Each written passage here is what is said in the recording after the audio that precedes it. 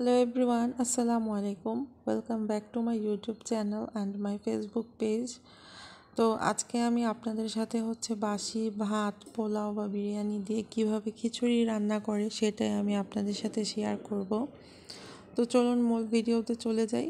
তো ফার্স্টে আমি একটা প্যানের মধ্যে এখানে কিছু মসুরের ডাল এবং কিছু বুটের ডাল নিয়েছি।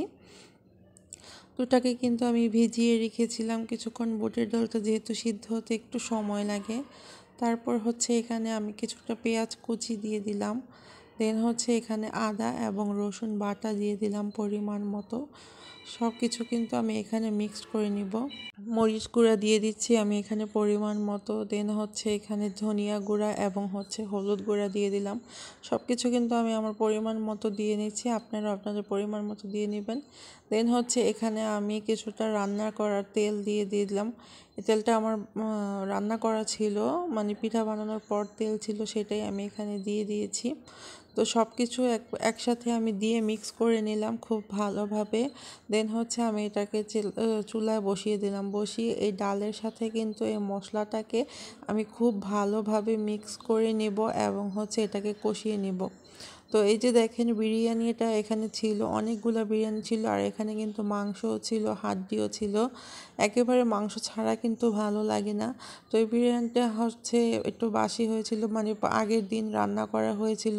তো আজকে কেউ বিরিয়ানি খেতে চাচ্ছিল না, দেন ভাবলাম যে আজকে তাহলে খিচুড়ি রান্না করি। আর এই তো সাইডের এইগুলো আপনারা একটু ইগনোর করবেন। আর যাই হোক, তো এই আমি ডালটাকে খুব ভালোভাবে কষিয়ে নিয়েছি। এখন যে বিরিয়ানিটা রয়ে গিয়েছিল সেটা আমি এখানে দিয়ে দিচ্ছি। তো আপনি যদি আমার চ্যানেলে নতুন হয়ে থাকেন অবশ্যই কিন্তু আমার চ্যানেলটা সাবস্ক্রাইব করে দিবেন, পাশে থাকা বেল আইকনটি প্রেস করে দিবেন, যেন নতুন ভিডিও আমি আপলোড করার সাথে সাথে সবার আগে আপনার কাছে পৌঁছে যায়। আর আপনার ভিডিওর কোনো অংশে যদি আপনাদের ভালো লেগে থাকে তাহলে অবশ্যই লাইক, কমেন্ট এবং শেয়ার করে দিবেন। তো এই তো বিরিয়ানিটা খুব ভালোভাবে দিয়ে আমি এখন ডালের সাথে আর মশলার সাথে এটাকে মিক্স করে নিচ্ছি এবং খুব ভালোভাবে এটাকে কষিয়ে নিচ্ছি। আর দেখতেই পাচ্ছেন আমার কিন্তু কষানো হচ্ছে। আর এর মাঝে কিন্তু আমি কিছুটা মরিচ ফালি দিয়ে দিলাম, আর কিছুটা টমেটো কুচি দিয়ে দিয়েছি।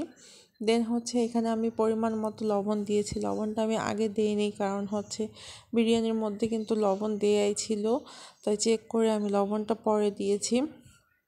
তো সব কিছু আমি মিক্স করে নিব। আর যেহেতু এটা চাল না, তো এটা কিন্তু খুব তাড়াতাড়ি সিদ্ধ হয়ে যাবে।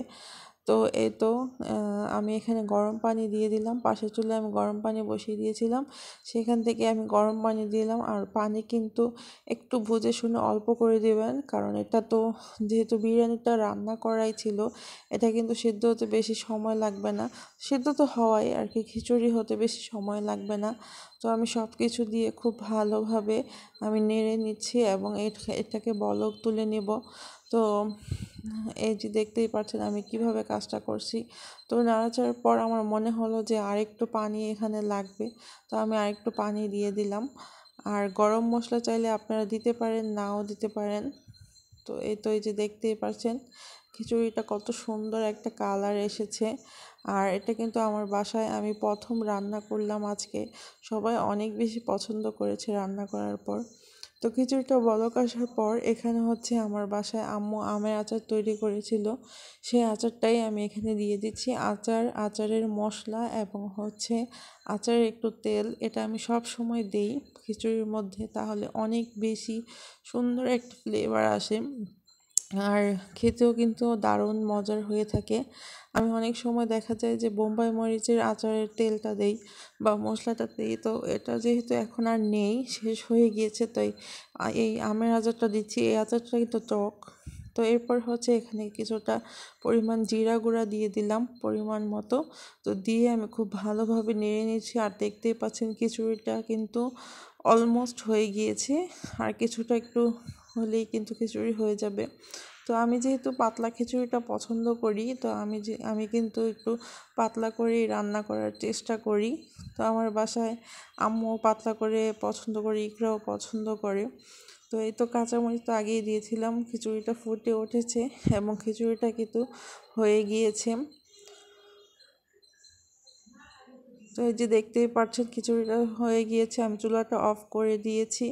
তো আজকের ভিডিওটি আপনাদের কেমন লেগেছে এবং আশা করি আপনাদেরকে অনেক হেল্পফুল হবে। তো আজকের মতো এখানেই শেষ করছি। আল্লাহ হাফেজ।